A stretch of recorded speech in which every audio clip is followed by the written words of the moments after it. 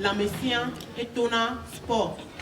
Azonizonzon, atekame, etona aimé, etona et adidiame, anodidier nous pouvons pas, pour le diabète, la hypertension, la donc les mi pour doisons, les fiatans, comment quoi.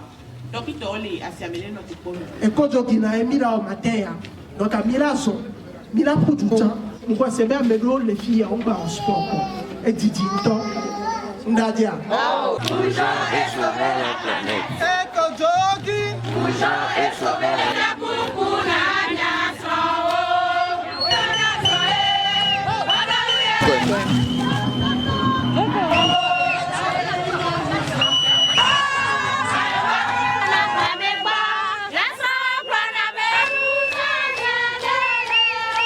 le poumon, et va me bé.